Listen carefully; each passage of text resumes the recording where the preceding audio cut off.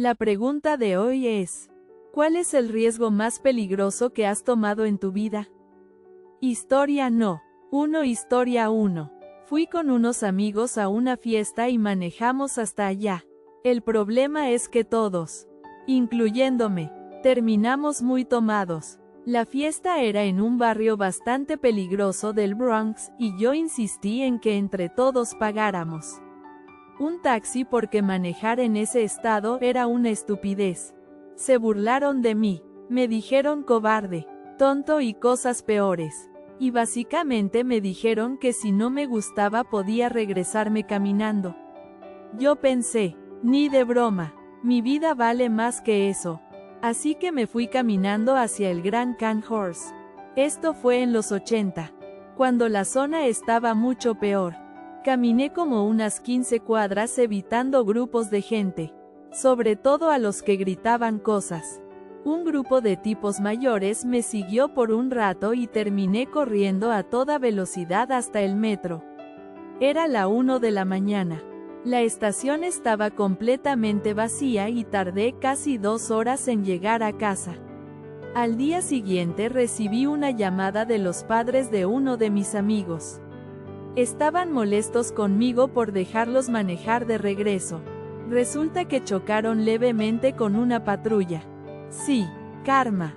Me reí cuando me contaron lo que pasó y les expliqué que yo había sido el único que quiso tomar un taxi y que me humillaron y me dijeron que me fuera caminando si no estaba de acuerdo. Se disculpó conmigo y desde ese día me aseguré de que ninguno de esos tipos volviera a formar parte de mi vida. Historia 2. Soy jugador de rugby y en Historia no. 2009 trabajaba como cajero en un banco. Nunca voy a olvidar la fecha. 9 de octubre del 2009. Un grupo de 5 o 6 ladrones robó alrededor de 47,000 de un cajero automático al que yo le estaba dando mantenimiento. Cuando salieron corriendo de la sucursal, todos menos uno, se fueron hacia la derecha. El genio que se fue a la izquierda llevaba la bolsa con el dinero. En ese momento, mis instintos de rugby se activaron solos. Corrí detrás de él casi media cuadra y lo derribé por detrás. La expresión de pánico en su cara cuando vio que un cajero loco lo estaba persiguiendo es algo que jamás voy a olvidar. Intentamos golpearnos, pero ninguno logró hacer mucho. Cuando se dio cuenta de que no iba a soltar el dinero, lanzó la bolsa en medio de la avenida y salió corriendo. Todo pasó en, no sé, unos 60 segundos como mucho. Después no podía dejar de pensar en él. Y si hubiera tenido un arma. Y si alguien lo estaba esperando en la dirección a la que huyó. Mi mamá casi me mata cuando se enteró. Pero en el trabajo me ascendieron. Buenos tiempos. Historia 3. No fue una historia no. 3. Riesgo tradicional. Pero probablemente el mayor riesgo de nuestra vida fue adoptar a nuestro hijo cuando teníamos 1,000,000 de razones para decir que no. Hace poco más de 13 años. Mi esposa y yo recibimos una llamada de nuestra agencia de adopción preguntándonos si estaríamos interesados en una situación que acababa de surgir, si queríamos volver a adoptar. Pero la llamada llegó antes de lo esperado y el bebé ya había nacido. No sabíamos mucho de él, solo que había nacido prematuro, que tenía un defecto cardíaco, sin mucha información sobre qué tan grave era y que su madre biológica quería cerrar la adopción. Además, en casa ya teníamos una hija de 18 meses y mi esposa estaba trabajando cuando llamaron. Teníamos muy poco tiempo para decidir. Hablamos mientras ella estaba en su descanso y llegamos a la conclusión de que había todas las razones del mundo para decir que no y muy pocas para decir que sí. Pero aún así dijimos que sí, aunque en ese momento no parecía tener mucho sentido. Agradezco esa decisión todos los días de mi vida. Nuestra familia es perfecta tal como es y nuestro hijo trae una alegría enorme a todos nosotros. Es el tipo de niño que hace que quienes lo rodean quieran ser mejores personas. Su problema del corazón fue corregido cuando era bebé y hoy está muy bien. Más allá de una revisión anual para asegurarse de que todo siga en orden. Este verano participó en un triatlón juvenil y actualmente juega fútbol a pesar de ser mucho más pequeño que la mayoría de sus compañeros. En un par de semanas planea correr una carrera de 5 kilómetros. Tiene muchísima energía y siempre está haciendo algo. Mis hijos son muy unidos como hermanos y sinceramente no puedo imaginar un mundo en el que uno no tenga al otro. La decisión inteligente habría sido rechazarlo. Pero estoy agradecido todos los días de que hayamos decidido tomar ese riesgo. Historia no. 4 Historia 4. Mi mejor amiga y yo gastamos literalmente hasta el último dólar que teníamos en la universidad para comprar unos hongos alucinógenos. Decidimos consumirlos en nuestro barato favorito, lo cual resultó ser una pésima idea. Ella pasó casi toda la noche vomitando en el baño mientras yo me quedé sentada sola, completamente desorientada. Algunos hombres se me acercaron, probablemente solo para coquetear con una chica sola, pero desde mi perspectiva se veían como criaturas rarísimas y yo estaba visiblemente asustada.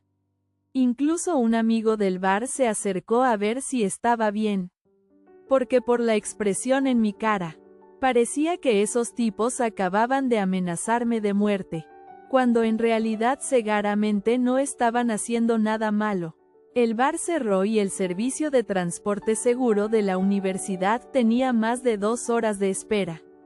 Esto fue antes de que existieran apps de transporte y no teníamos dinero para un taxi. Nos sentamos en la banqueta afuera del bar tratando de decidir qué hacer. Llamamos a todos los conocidos que teníamos en la ciudad para pedir un aventón. Pero todos estaban fuera, tomados o simplemente no contestaban. Estábamos desesperadas por volver a casa cuando vimos a unos hombres subirse a sus autos en la calle frente a nosotras. Nos levantamos y les explicamos que estábamos varadas y necesitábamos que alguien nos llevara. En ese momento, un hombre grande que pasaba por ahí escuchó la conversación. Agarró a mi amiga del brazo e insistió en que él nos llevaría a casa. Por puro instinto, confié más en los otros tipos que estaban frente a nosotras. Jalé a mi amiga y, casi como en un forcejeo, nos metimos al auto de uno de los otros desconocidos. Él le gritó al hombre grande que se fuera, que él se encargaría de llevarnos. No lo conocíamos de absolutamente nada, pero en ese momento parecía el menor riesgo. Así que aceptamos. Al final resultó ser una persona muy amable y siempre voy a estar agradecida con él por habernos sacado de una situación bastante inquietante. Historia no. 5 Historia 5. Fui a ver a Tul yo sola a una ciudad que estaba a 5 horas de donde vivo. Empecé a platicar con 2 tipos muy agradables que estaban sentados frente a mí, y después del concierto incluso pasamos un rato juntos mientras uno de ellos iba por su playera. Fueron tan amables que se ofrecieron a acompañarme hasta mi auto, y ya ahí acepté su invitación para ir a su hotel a tomar algo. Ellos querían pasar por mí a mi hotel, pero me negué y preferí manejar yo misma. Nadie que me conociera o se preocupara por mí sabía dónde estaba. Ni siquiera que había salido de la ciudad sola para ir a un concierto. Mientras caminaba por el estacionamiento del hotel, me cayó el 20 de lo terriblemente imprudente que estaba haciendo. Mi mamá me habría matado si se enteraba. Al final no pasó nada malo. Fueron realmente amables, respetuosos y se portaron como verdaderos caballeros. Yo solo tomé una bebida. Uno de ellos era exmilitar y expolicía, y el otro era policía activo en un pueblo pequeño. El policía incluso tuvo el detalle de asegurarse de que yo estuviera en condiciones de manejar. antes de irme para que regresara bien a mi hotel. Todo salió bien. De hecho, uno de ellos tuvo un gesto muy buena onda conmigo antes de que me fuera. Algo que ni siquiera noté hasta más tarde. Le escribí para agradecerle y decirle que era un tipazo. A día de hoy seguimos siendo amigos en redes sociales y cuando paso por esa ciudad a veces nos vemos para tomar un café o algo así. Muy buen tipo. Con el otro, el policía, noté que tenía algunos problemas de carácter. Así que simplemente dejé de hablarle poco a poco. Pudo haber salido muy mal. Pero no fue así. Fue arriesgado. Sí. Pero al final terminó siendo solo una buena historia sobre conocer gente nueva en un concierto. Historia 6. Historia no. 6. Cuando tenía 23 años estaba subarrendando mi departamento y como un completo error de mi parte lo enseñaba yo solo a personas interesadas. Un tipo hizo una cita. Apareció al día siguiente y cuando llegamos al dormitorio me agarró por detrás. Tenía un arma blanca y un rollo grande de cinta adhesiva que había escondido dentro de su chamarra cerrada. Me empujó contra la cama. Se subió sobre mí y me dijo que hiciera exactamente lo que me ordenara. Me quitó los lentes y los lanzó al suelo. Luego escuché cómo arrancaba una tira de la cinta. No sé por qué, pero en ese momento algo cambió dentro de mí.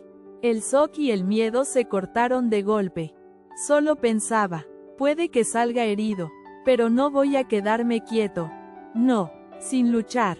Terminamos forcejeando durante unos 15 o 20 minutos. De alguna manera logré deslizarme lo suficiente para agarrarme del poste de la cama y finalmente caer al suelo. De forma increíble. Nunca usó el arma contra mí. Después de un rato, noté que empezaba a frustrarse y empecé a hablarle. Le dije que no tenía que hacer eso. Que por favor se fuera. Que mi hermano acababa de fallecer. Lo cual era cierto. Y que si algo me pasaba, mis padres quedarían destrozados. Le repetí una y otra vez que simplemente se fuera. Finalmente, el tipo dijo algo como, está bien, pero si se lo dices a alguien, regresaré. Y escuché sus pasos salir del cuarto. Esperé un minuto. Me levanté. Caminé por el departamento. Cerré con seguro y entonces llamé a la policía. Probablemente fue el riesgo más grande que he tomado en mi vida resistirme a alguien armado que claramente quería hacerme daño. Pero aún así me alegro de haberlo hecho. Historia 7. Por historia no. 7. ¿Dónde empiezo? Siempre me han atraído las cosas arriesgadas. Hay algo en el peligro que me da una adrenalina difícil de explicar. Las apps de citas son, sinceramente, la peor combinación posible para alguien como yo. Cuando viajé sola a Alaska a los 18 años, empecé a chatear con alguien apenas llegué a Anchorage. Él pasó por mí y me llevó más de 3 horas hacia la naturaleza de Alaska, contándome que había una fiesta enorme donde la gente bailaba en el lodo y hacían locuras. Y aunque suene increíble, era verdad. Fue una de las mejores fiestas a las que he ido. El problema fue que el tipo no pudo llevarme de regreso a mi hotel. Así que unos militares que estaban ahí terminaron llevándonos de vuelta a la ciudad a otra chica y a mí. Todos terminamos durmiendo en mi habitación del hotel que quedó completamente cubierta de tierra y hollín de Alaska. Siempre cargo conmigo una cámara carísima. Cuando estuve en Chicago visitando a unos amigos y uno de ellos me hizo enojar, decidí irme sola a caminar por la ciudad para tomar fotos. Eran como las 3 de la mañana caminando por Booker Drive, con gente rara gritándome y personas en mal estado acercándose. Obviamente escondí la cámara todo el tiempo. Imprudente, sí, pero no tonta. Curiosamente, esa noche terminó siendo bastante divertida. Salí de un bar lista para volver con mis amigos cuando vi a un hombre muy atractivo entrando solo. Le hablé. Terminamos pasando la noche en su hotel y aún conservo fotos increíbles de una suite de lujo en un hotel histórico de Chicago, cuyo nombre nunca recuerdo. Luego está la vez que me mudé a Perú con apenas $2,000. Una noche salí a un club con mis amigos y como suele pasar conmigo, algo me molestó y decidí regresar caminando sola a casa. Unos 2 kilómetros. Todavía vestida para salir. A unas 5 cuadras de mi departamento empecé a notar que alguien me seguía. 3 cuadras después empecé a correr. Por suerte corro rápido. Esa noche lloré hasta quedarme dormida, pensando en todo lo que pudo haber salido mal y preguntándome por qué sigo tomando este tipo de riesgos. Historia 8. Me puse extremadamente historia no. 8 tomado y luego por primera vez en mi vida. Combiné eso con consumir marihuana. Tenía 17 años con una tolerancia bajísima tanto al alcohol como a eso. Y aún así manejé durante unos 40 minutos por carreteras completamente congeladas a las 4 de la mañana solo para ir a jugar Code Zombies a casa de un amigo. Por pura suerte no había absolutamente ningún coche ni patrulla en el camino.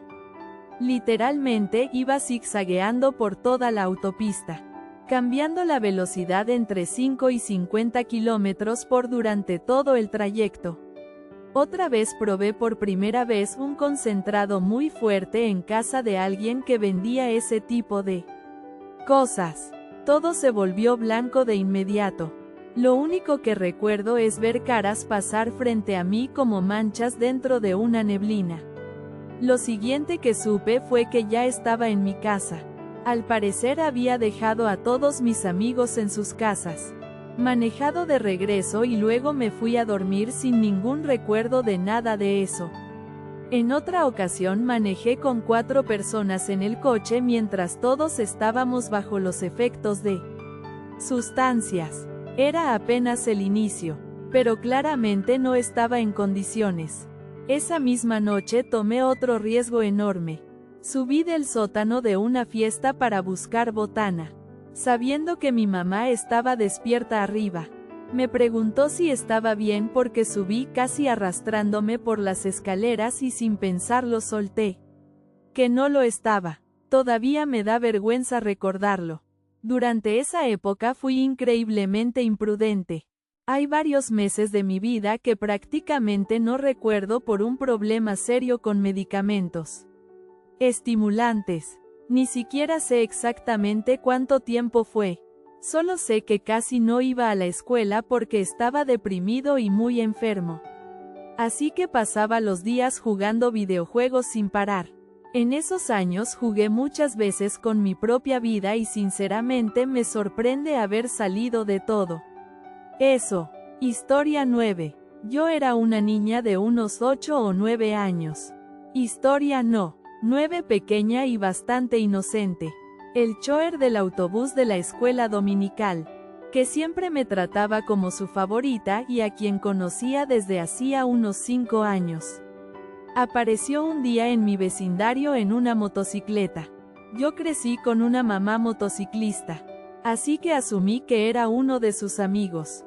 Me acerqué sin pensarlo y me sorprendí al ver que era él cuando se quitó el casco. Me dio mucha alegría verlo. Completamente confiada e ingenua. Me preguntó si quería dar una vuelta y yo, sin ver ningún problema, dije que sí.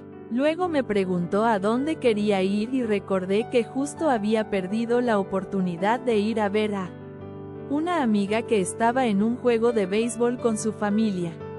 Así que le pedí que me llevara ahí, a unos 10 kilómetros de distancia.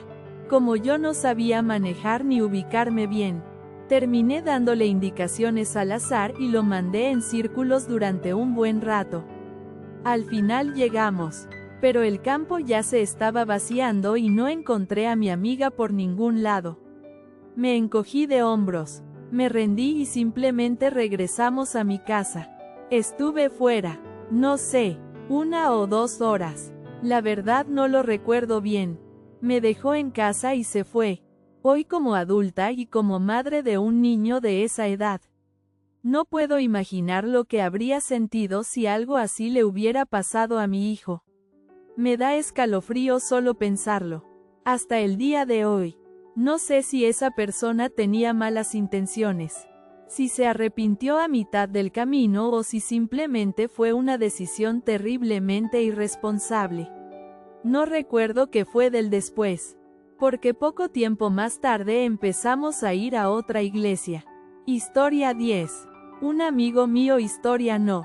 10 de la preparatoria se fue de crucero por el Caribe con su familia y me invitaron.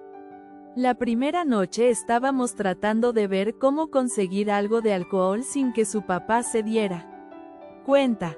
Como no podíamos tomar nada del refrigerador de su camarote, se nos ocurrió la brillante idea de tomarlo del refrigerador de otro camarote. El problema era que la gente suele cerrar con llave sus habitaciones cuando salen, pero no siempre cierran la puerta del balcón exterior, y esos balcones son accesibles desde el balcón del vecino. Si eres lo suficientemente imprudente y estás lo suficientemente decidido a conseguir alcohol. Yo era ese vecino. Me subí por la parte exterior del crucero en plena madrugada con el océano avanzando rápidamente debajo de mí y pasé al balcón del camarote de al lado. Resultó que sí estaban ahí. Pánico total. Así que tuve que regresarme. En ese momento miré hacia abajo y vi una inmensidad de agua negra. Pensé que si resbalaba no solo caería desde unos 10 o 12 pisos de altura, sino que terminaría en medio del océano viendo cómo las luces del crucero se alejaban poco a poco, sin que nadie tuviera forma de encontrarme en la oscuridad. Muy probablemente no lo habría contado. Ese pensamiento me cruzó la mente y aún así logré volver a mi propio balcón.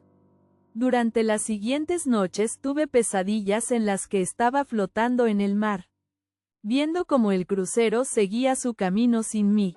Supongo que fue el precio de mi estupidez. Lo peor es que todo ese riesgo fue innecesario.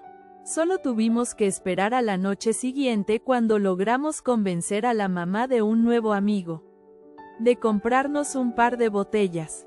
Fin de la historia. Historia 11. Historia no. 11. Probablemente el mayor riesgo que tomé fue compartir auto con un tipo que ni siquiera conocía bien. Fue por trabajo.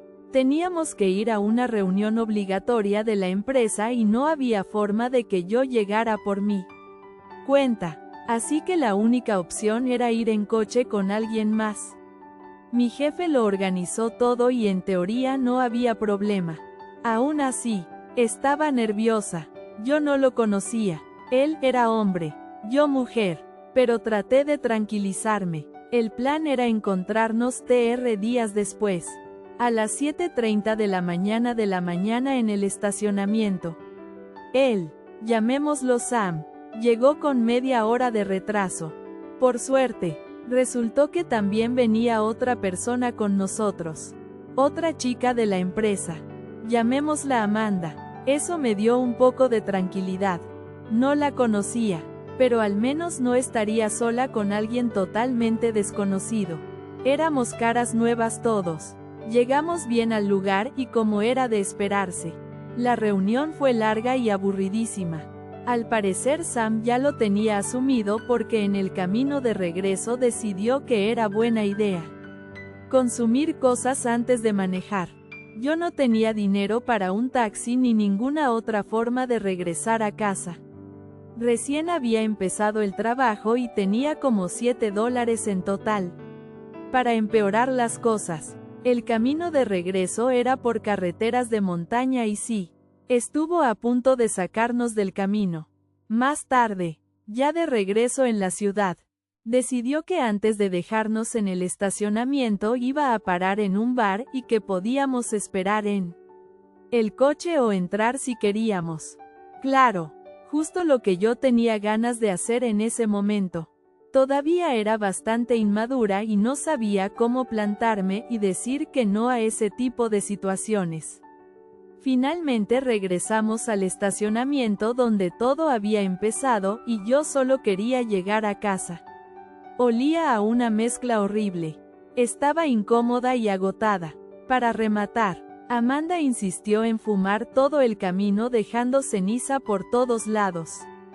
Fue un día terrible, pero como muchos dicen, el karma existe. Unos meses después, San llamó al trabajo para avisar que había volcado su coche varias veces y que estaría fuera al menos 6 meses. No sé qué pasó exactamente, pero no me sorprendió. Lo bueno es que sobrevivió y del lado práctico a mí me tocó cubrir sus turnos. Mi cartera lo agradeció, mis pies no tanto. Historia 12. Trabajaba bajo tierra en una mina de oro. Historia no. 12 en Australia Occidental a mediados de los años 2000 como perforista. Era bueno en lo que hacía. Sacaba muchos metros por turno y con buena precisión y tenía fama de ser joven y rendidor. Pero también cargaba con ese problema típico de la edad. Tomar riesgos que no debía. En ese trabajo siempre dicen que existen perforistas viejos y perforistas audaces. Pero casi no hay perforistas viejos y audaces al mismo tiempo. Ese día estaba perforando una chimenea vertical en una zona complicada de la mina que ya estaba llegando al final de su vida útil. El terreno estaba en muy malas condiciones y ese tipo de perforación es extremadamente frustrante. Era un tramo de unos 18 metros y requería hacer varios barrenos muy juntos entre sí. Eso exige mucha paciencia y precisión. Porque si te equivocas, todo el trabajo posterior vuelve un caos. Ya iba tarde en el turno y estaba atrasado. Eso pega directo al orgullo. Afecta tu reputación y tu relación con el supervisor. Quería recuperar el tiempo perdido. Para ese trabajo, normalmente hay que sacar todo el equipo, bajar el brazo de la máquina, cambiar la broca, volver a alinear todo y recién entonces continuar. Pero existe un atajo. Sacar el equipo solo hasta que la broca quede expuesta. Subirte al brazo de la máquina y cambiarla ahí mismo, sin bajar nada ni realinear. Es peligroso porque el brazo está a varios metros del suelo. Es angosto y está cubierto de aceite y grasa. Y aún sabiendo eso, lo hice. Subí al brazo de la máquina a unos 6 metros de altura y avancé con cuidado para cambiar la broca. Sin aviso, resbalé y caí directo al suelo. Me rompí gravemente el hueso del talón de la pierna derecha. En la caída también golpeé la cara y perdí el conocimiento. En ese entonces no había radio en esa zona de la mina. Intenté moverme. Volví a desmayarme y cuando desperté estaba solo. Tuve que arrastrarme más de 300 metros hasta llegar al túnel principal, donde por fin logré que alguien me auxiliara y me llevaran a la superficie y luego al hospital. Lo que hice fue una estupidez enorme, un riesgo totalmente innecesario. Pasé 6 meses en rehabilitación con tornillos en el pie sin poder trabajar en mi puesto habitual. Me asignaron tareas mínimas solo para cumplir horario. Yo sabía que estaba mal cuando lo hice, pero aún así lo hice por joven y por tonto. A día de hoy no puedo caminar bien. Ese talón quedó rígido. Me duele si estoy de pie más de un par de horas y ya no puedo volver a trabajar bajo tierra. Algo que realmente extraño. No tomes riesgos innecesarios. No vale la pena. Historia 13. Historia no. 13. Estábamos en una montaña del Reino Unido en pleno diciembre. Subimos caminando con las bicicletas alrededor de la 1 de la tarde. Convencidos de que nos daría tiempo de subir y bajar antes de que oscureciera. Error enorme. Cuando empezamos, las condiciones eran aceptables. Llovía un poco, pero había buena luz y las nubes estaban bastante altas. La montaña tiene unos 100 metros de altura y normalmente toma alrededor de 90 minutos subir si todo va bien. A mitad del camino, La lluvia empezó a caer con muchísima fuerza y nos refugiamos en una caseta abandonada. Después de unos 20 minutos, la lluvia bajó un poco, así que decidimos seguir decididos a llegar a la cima y luego bajar en bici por el sendero hasta casa. A unos 10 minutos de la cima, la temperatura cayó en picada. Miré al horizonte y vi una pared enorme de nubes negras avanzando hacia nosotros y lo hacía muy rápido. Le dije a mi amigo, esto se puso muy mal. Él me miró sin entender hasta que vio detrás de mí. Sí, tenemos que irnos ya, pero ya no había tiempo. El frente frío nos alcanzó casi de inmediato y empezó a nevar con fuerza. En cuestión de minutos hizo muchísimo frío y la visibilidad pasó de buena a unos 10 o 15 metros. No podemos bajar por el camino principal. Se va a hacer de noche antes de llegar a la mitad. ¿Quieres irte por el otro lado? El otro lado era un sendero muy empinado y extremadamente peligroso, hecho por ciclistas de descenso a lo largo de los años. En algunos tramos era bueno, pero en otros era estrechísimo, lleno de hoyos, saltos, rocas afiladas y muy cerca del borde del precipicio. Te baja la montaña en la mitad del tiempo, pero con el doble de riesgo. Podemos llegar a la caseta antes de que oscurezca. ¿Has visto el clima? Nos vamos a congelar ahí. Esa caseta no protege de nada. Vamos. Y así lo hicimos. Me quedé atorado 2 veces con la rueda trasera atrapada entre ramas caídas. No teníamos señal en el teléfono, ni linternas, ni equipo para mal clima, ni comida. Si nos quedábamos varados, probablemente nos daría hipotermia en menos de 1 hora. Si alguno se lastimaba, no había forma de bajar con seguridad. En un punto, mi amigo iba adelante y se cayó. Su bicicleta se deslizó varios metros y escuchamos un golpe horrible. Por suerte estaba bien, solo un raspón. Había resbalado en una roca cubierta de musgo. Para ese momento ya casi estaba oscuro. La visibilidad era de apenas unos cuantos metros y la nieve caía con fuerza. Nos tomó unos 20 minutos encontrar su bicicleta entre la maleza. Por suerte estaba bien. Solo se había salido la cadena. Con las manos entumidas por el frío logramos arreglarla. Más abajo llegamos a una parte muy empinada donde no se veía absolutamente nada más allá de unos pocos pasos. Fui primero avanzando con muchísimo cuidado. Ya no pisábamos roca mojada, sino nieve fresca. Para ese punto ya era completamente de noche. Hacía un frío brutal. Probablemente bajo cero, después de lo que se sintió como una eternidad. Logramos pasar esa parte y a lo lejos vimos luces de la ciudad. Desde ahí el camino fue mucho más sencillo y logramos regresar a casa en bicicleta con el orgullo bastante golpeado. A veces recuerdo ese momento allá arriba en la montaña, en medio de la tormenta, pensando que tomar el atajo era una gran idea. La verdad es que con calma probablemente habríamos estado bien bajando por el camino principal. Historia 14. Había una cima de montaña. Historia no. 14 tal vez de unos 600 metros de altura. En la selva de Vietnam. Cerca de la ciudad de Hue. Con triple dosel y nunca defoliada. Cerca había otra montaña más alta con un sitio de retransmisión de radio y desde ahí habían reportado 0 actividad enemiga en todo su campo de visión. Nosotros estábamos buscando una cima que nos diera acceso de artillería a todo el valle del río Bu, donde inteligencia con mayúscula para que nadie crea que realmente sabían algo. Había decidido que debían existir campamentos del ejército de Vietnam del Norte suficientes para 2 o 3 divisiones que habían capturado Hue brevemente durante el TED.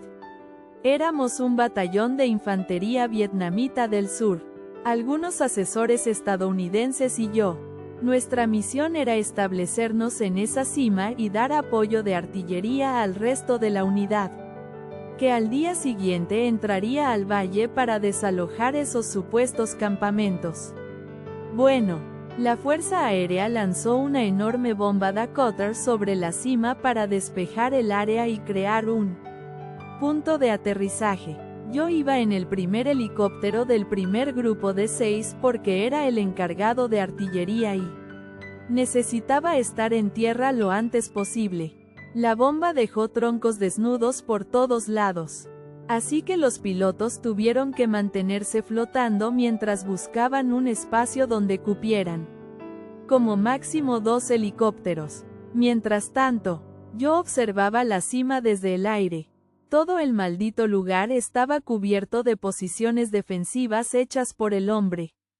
Podía ver búnkeres en el borde de la línea de árboles. La cima estaba llena de trincheras camufladas. Alguien había planeado defender ese lugar. Nada bien. Avisé por radio. Me dijeron que no era posible, que seguramente estaba equivocado. Pero todos los helicópteros estaban viendo exactamente lo mismo. Aún así, los pilotos querían dejar a la gente y salir rápido. Así que decidieron que podían meter 2 helicópteros entre los troncos destrozados y descendimos. Mientras bajábamos, vi todavía más posiciones defensivas. Esto pintaba mal. Los helicópteros no podían aterrizar del todo. Así que nos dijeron que saltáramos desde unos 2 metros de altura. Respiré hondo y salté. Caí bien sobre la vegetación. Di un paso y caí directo en una trinchera camuflada. Me costó salir. Era una locura absoluta. Resultó que el campamento del Ejército del Norte, del tamaño de una división completa, estaba justo alrededor de nuestra zona de aterrizaje. Mientras tanto, los que bajaron al valle solo encontraron lodo y sanguijuelas. Por suerte, el campamento estaba prácticamente vacío, salvo por un pequeño grupo encargado del mantenimiento. Era un campamento enorme, bien organizado y escondido bajo la selva. Tuvimos suerte. Los que lo habían construido murieron en la batalla de Hue. Si alguien hubiera estado ahí, no lo estaríamos contando. Recuerdo ese momento sentado en el patín del helicóptero, agarrado como podía, mirando hacia abajo y dándome cuenta de que todo estaba completamente al revés y que nosotros éramos los que estábamos entrando al campamento enemigo. Respiré profundo, murmuré una especie de oración militar tipo ya ni modo y salté. Uno sabe que casi todo en la vida implica riesgos. Pero ese fue uno en el que honestamente no esperaba sobrevivir. Imposible de olvidar. Y hasta aquí el video de hoy. Espero y les haya gustado. Y no olviden visitar nuestro canal secundario de historias de dramas familiares y chismes. También de comentar una anécdota o experiencia similar al tema del video. Dejen su like, compartan si les gustó el video y por último, no olviden activar la campanita para no perderse ninguno de nuestros videos diarios. ¡Chao!